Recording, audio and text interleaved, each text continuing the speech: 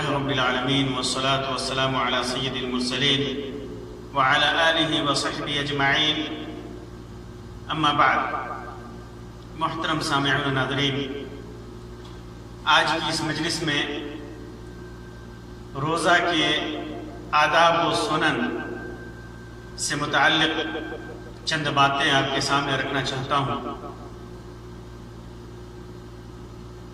روزہ کے یوں تو بہت سارے آداب اور اس کی سنتیں ہیں جن پر عمل کر کے، جنہیں اختیار کر کے ہم اپنے روزے کے ثواب کو اور روزے کے اجر کو بڑھا سکتے ہیں، اور ہم اپنے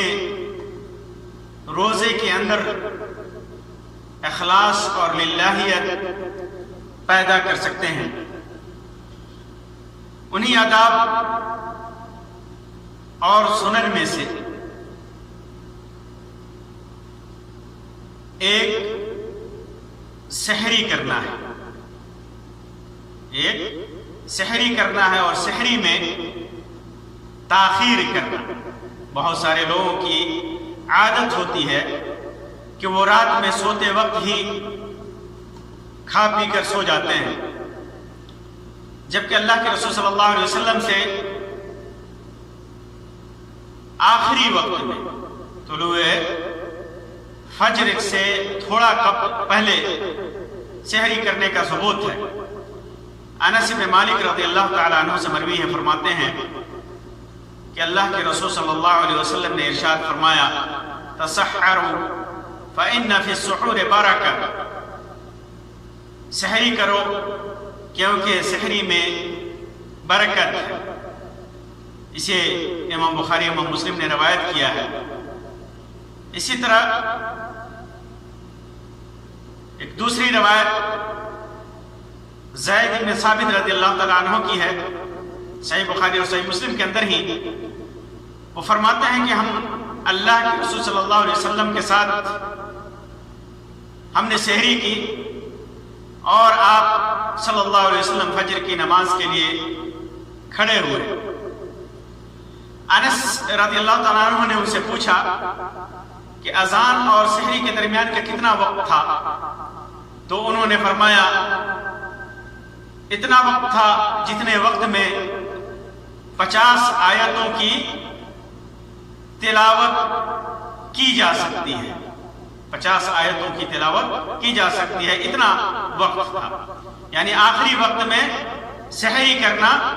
یہ روزے کے آداب میں سے ہے، برکت کا سبب ہے، اور اللہ کے رسول صلی اللہ علیہ وسلم کی سنت ہے. دوسری چیز،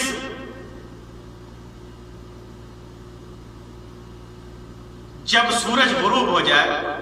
تو افطار کرنے میں جلدی کرنا. جب یقین ہو جائے کہ ہاں سورج غروب ہو چکا ہے تو افطار کرنے میں جلدی کرنا. بہت سارے لوگوں کی عادت ہوتی ہے کہ تھوڑا اور انتظار کر لو، اندھیرا ہو جانے دو، احتیاط برتو. یہ نہیں، بلکہ افطار میں جلدی کرنا یہ سنت ہے اور روزے کے آداب میں سے ہے. سہل بن سعد رضی اللہ تعالیٰ عنہ سے مروی ہے،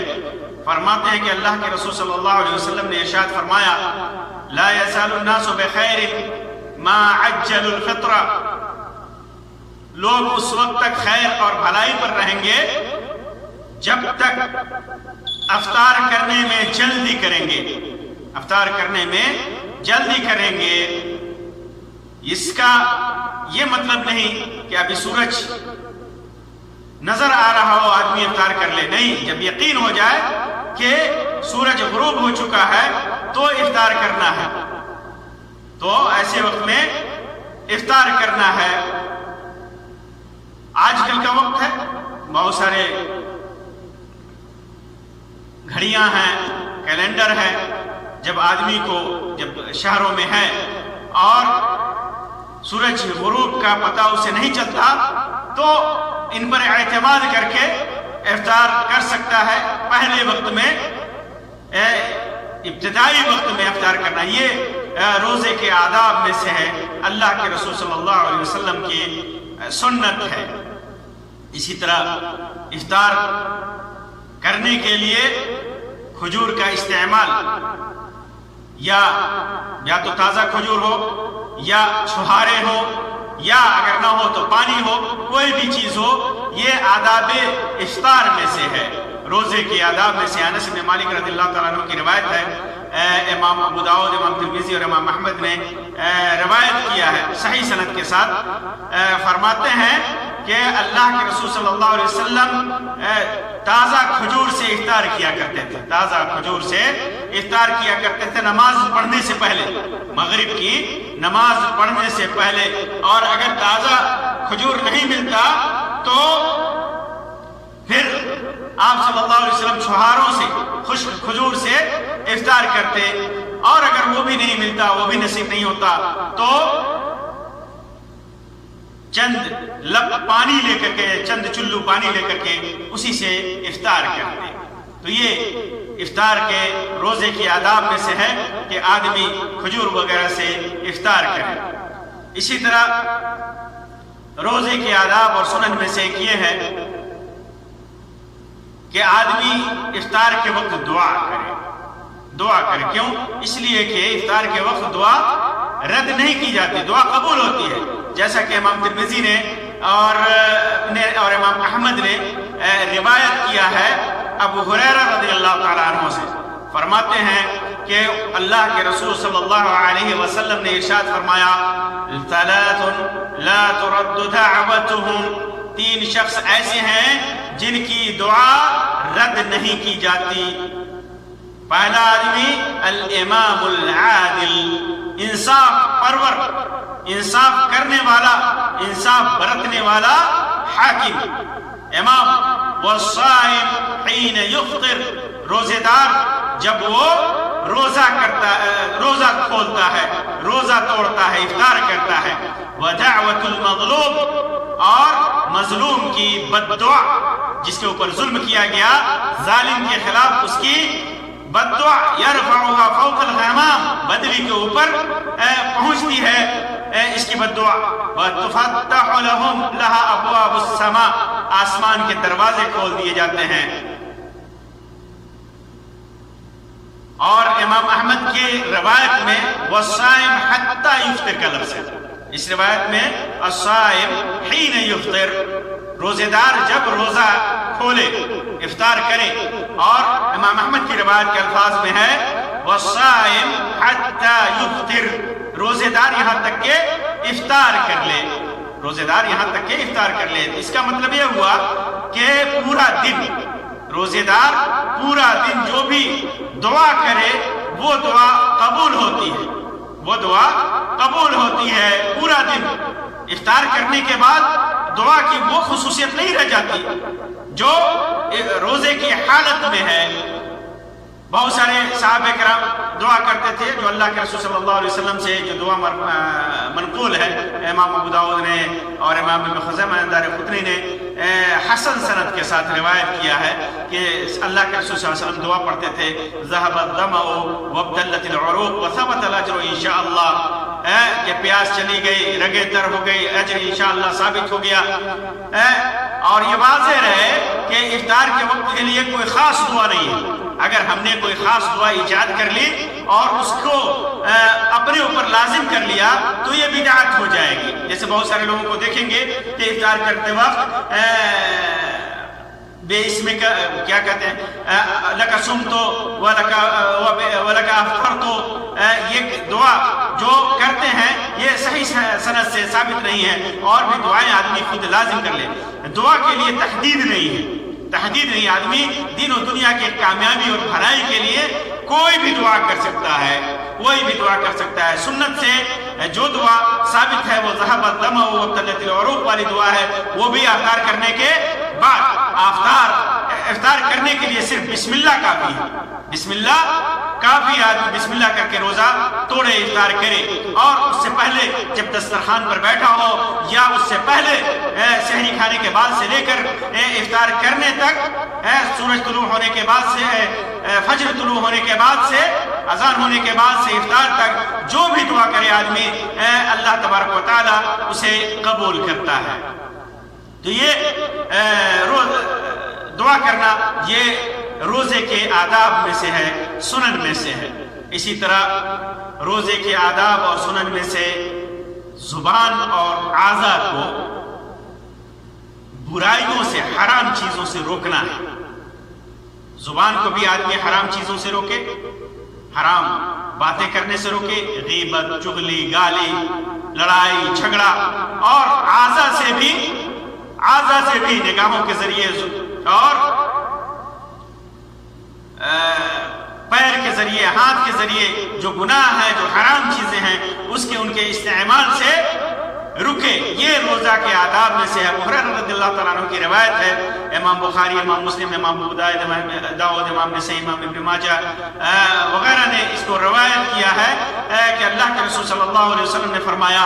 اذا كان يوم صوم احدكم فلا يرفث ولا يسخب، کہ جب تم میں سے کسی کا روزہ رہے تو فسق و فجور نہ کرے، چیخے چلائے نہیں۔ فَإِن صَابَّهُ أَحَدٌ أَوْ قَاتَلَهُ، اگر کوئی اسے گالی دیتا ہے یا اس سے لڑائی کرتا ہے، جھگڑا کرتا ہے، تو فَلْيَقُلْ، تو وہ کہے إِنِّي امْرُؤٌ صَائِمٌ، کہ میں روزے سے ہوں۔ اس کے لڑائی کا، اس کے جھگڑے کا، اس کی بدزبانی کا جواب آدمی بدزبانی سے، گالی سے، گلوچ سے، جھگڑے سے نہ دے۔ یہ روزہ کے آداب میں سے۔ اسی طرح امام بخاری نے ابو ہریرہ رضی اللہ تعالیٰ عنہ سے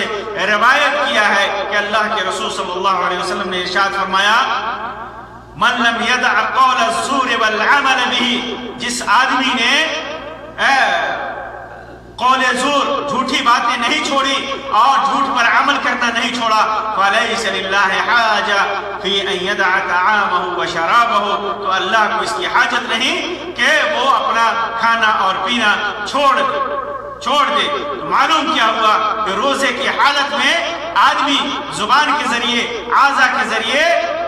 برائیاں نہ کرے، حرام کاموں کا ارتکاب نہ کرے۔ یہ روزہ کے آداب میں سے ہے، روزہ کے مسنونات میں سے ہے۔ اسی طرح روزہ کے آداب میں سے یہ بھی ہے کہ روزے داروں کو روزہ کریں، خود تو روزہ کریں ہی، افطار کریں ہی، دوسروں کو بھی افطار کرائے، خاص طور سے غربا اور مساکین کو،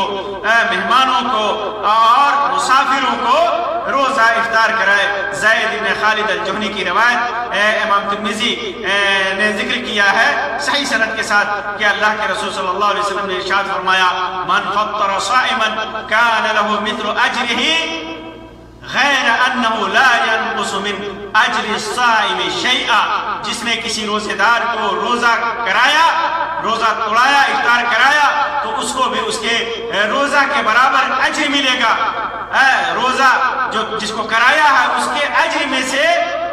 کوئی بھی، یا کہ روزہ کرانے والے کے اجر میں سے کوئی کمی نہیں ہوگی، دونوں کے اجر میں سے کوئی کمی نہیں ہوگی۔ اسی طرح روزہ کے آداب میں سے ہے کہ زیادہ سے زیادہ سخاوت کرنا، زیادہ سے زیادہ صدقہ اور خیرات کرنا، زیادہ سے زیادہ صدقہ اور خیرات کرنا۔ عبداللہ ابن عباس رضی اللہ تعالیٰ عنہ سے مروی ہے، فرماتے ہیں کہ اللہ کے رسول صلی اللہ علیہ وسلم کان اجود الناس، سب سے زیادہ سخی تھے لوگوں میں سب سے زیادہ سخی تھے اللہ کے رسول صلی اللہ علیہ وسلم کہ رمضان میں کان اجود ما یکون فی رمضان حین یلقاہ جبریل علیہ السلام جب آپ سے ملتے تھے، آپ سے ملنے آتے تھے، اس وقت اللہ کے رسول صلی اللہ علیہ وسلم بہت زیادہ سخی ہو جاتے تھے، بہت زیادہ خرچ کرتے تھے، بہت زیادہ صدقہ و خیرات کرتے تھے۔ وَكَانَ جِبْرِيلُ يَلْقَاهُ فِي كُلِّ لَيْلَةٍ مِّن رَمَضَانَ،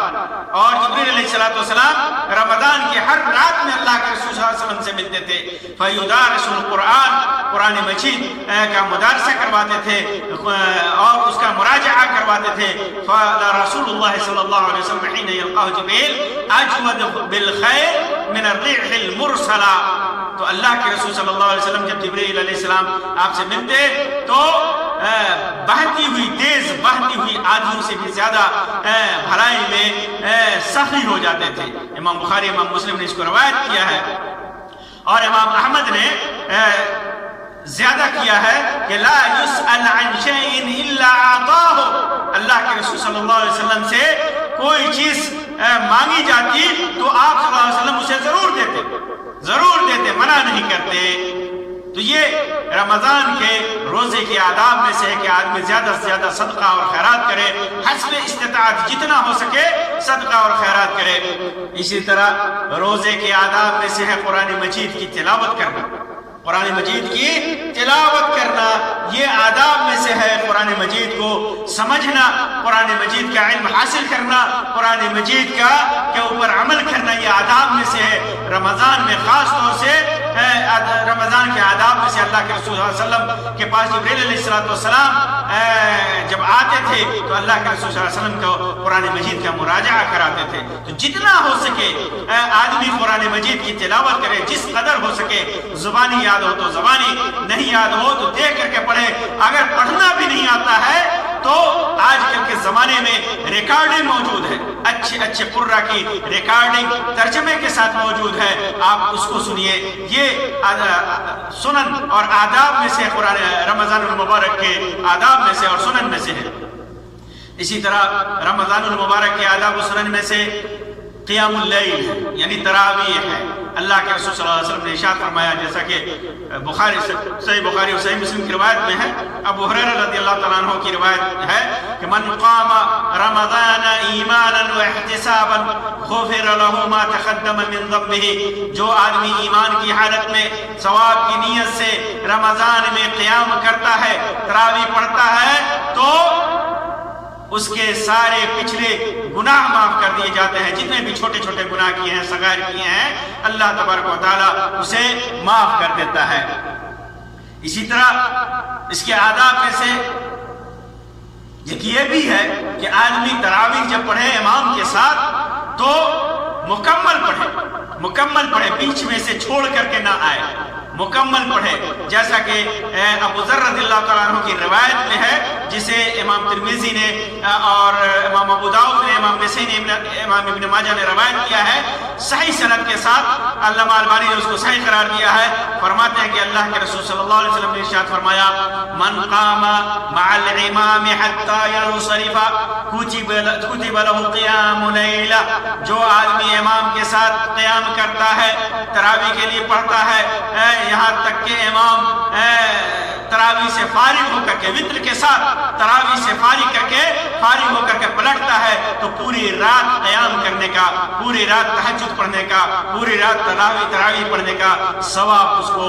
ملتا ہے۔ تو یہ پوری رات امام کے ساتھ مکمل تراویح پڑھنا یہ آداب صیام میں سے ہے، روزہ کے آداب میں سے ہے۔ اسی طرح آداب میں سے یہ بھی ہے کہ آدمی تراویح میں مسجدوں میں عورتیں اور بچے حاضر ہوں۔ اگر فتنے کا ڈر نہیں ہے، فتنے کا خوف نہیں ہے، فتنے کا خوف یا ڈر کا مطلب یہ ہوا کہ یہ شرط ہونی چاہیے کہ عورتیں ادب اور حیا اور حشمت کا لحاظ کر کے مسجدوں میں حاضر ہوں، بے پردہ ہو کر کے نہیں، فیشن اختیار کر کے نہیں، خوشبو لگا کر کے نہیں، بن سور کے نہیں، لوگوں کو فتنہ میں مبتلا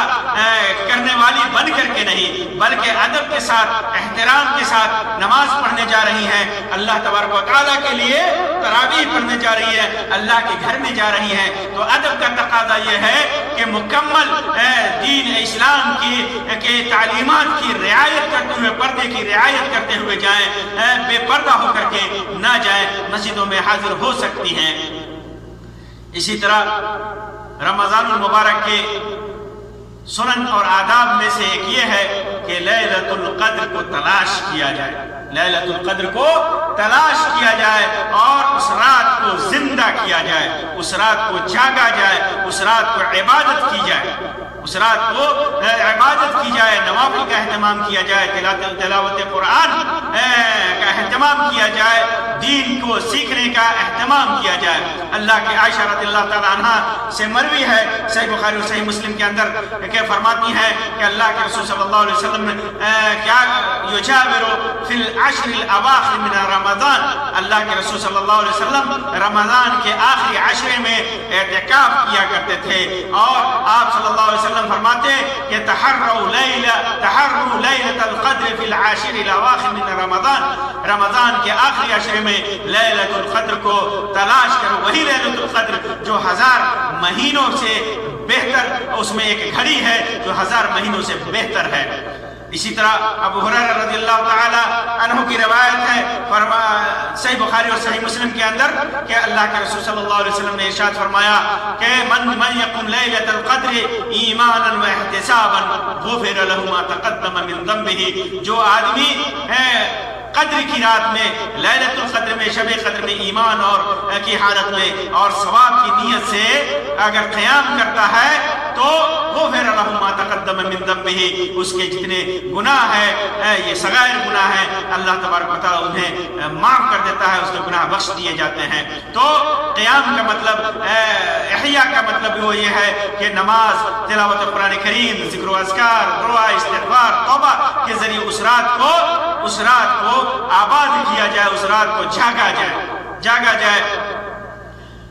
اس میں ایک اور چیز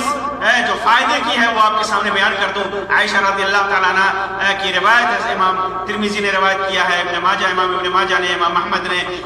حسن صحیح سند کے ساتھ روایت کیا ہے۔ فرماتی ہیں کہ میں نے اللہ کے رسول صلی اللہ علیہ وسلم سے پوچھا، ارأیت یا رسول اللہ، اے اللہ کے رسول صلی اللہ علیہ وسلم، ارأیت ان علمت ای لیلۃ القدر، اللہ کے رسول صلی اللہ علیہ وسلم وہ کون سی رات ہے، قدر کی رات کون سی، اگر یہ معلوم ہو جائے مجھے تو میں کیا کروں، کون سی دعا پڑھوں، ما اقول فیہا، کون سی دعا اس رات میں پڑھوں؟ تو اللہ کے رسول صلی اللہ علیہ وسلم فرمایا، قولی، یہ دعا پڑھو، اللہم انک عفو تحب العفو فاعف عنی، اے اللہ تو معافی دینے والا ہے، معافی کو پسند کرتا ہے، اس لیے تو مجھے معاف فرما دے۔ تو یہ دعا پڑھنا یہ آداب میں سے ہے، سنن میں سے ہے، اللہ کے رسول صلی اللہ علیہ وسلم کی سنت سے ثابت ہے۔ اسی طرح اعتکاف کرنا یہ رمضان کے آداب اور سنن میں سے ہے۔ عائشہ رضی اللہ تعالی عنہ فرماتی ہیں کہ اللہ کے رسول صلی اللہ علیہ وسلم عشر اواخر میں رمضان کے آپ اعتکاف کیا کرتے تھے، حتی توفاہ اللہ، عشر اواخر میں اللہ کے رسول صلی اللہ علیہ وسلم اعتکاف کرتے مسجدوں میں، یہاں تک کہ اللہ کے رسول صلی اللہ علیہ وسلم، اللہ تبارک و تعالیٰ نے آپ صلی اللہ علیہ وسلم کو وفات دے دی۔ ثم اعتکف ازواجہ من بعدہ، پھر اب صلی اللہ علیہ وسلم کے بعد آپ کی بیویوں نے بھی اعتکاف کیا۔ امام بخاری، امام مسلم نے اس کو روایت کیا ہے۔ اسی طرح عشر رمضان کے آداب میں سے، روزے کے آداب میں سے یہ ہے کہ آدمی عشر اواخر میں، آخری عشرے میں خوب محنت کرے، خوب عبادتیں کرے، خوب کوشش کرے، عائشہ رضی اللہ تعالیٰ عنہ کی روایت صحیح بخاری کے اندر ہے، فرماتی ہے کہ کان النبی صلی اللہ علیہ وسلم اذا دخل العشر شد مئزرہ واحیا لیلہ وایقظ اہلہ، یہ پورا آداب بیان کیا۔ عائشہ رضی اللہ تعالیٰ عنہ نے اللہ کے رسول صلی اللہ علیہ وسلم کے طریقے کو بیان کیا کہ آخری عشرے میں آپ کیا کرتے تھے۔ اللہ کے رسول صلی اللہ علیہ وسلم کیا کرتے تھے کہ جب عشر اواخر داخل ہوتا، آخری 10 دن داخل ہوتے تو شد مئزرہ، کمر کس لیتے، خوب کمر کس لیتے، تیار ہو جاتے، وحیا لیلہ، راتوں کو جاگتے، وایقظ اہلہ، خود تو جاگتے، اپنی بیویوں کو، اپنے بچوں کو جگاتے۔ تو یہ آداب میں سے ہے کہ آدمی ان ایام میں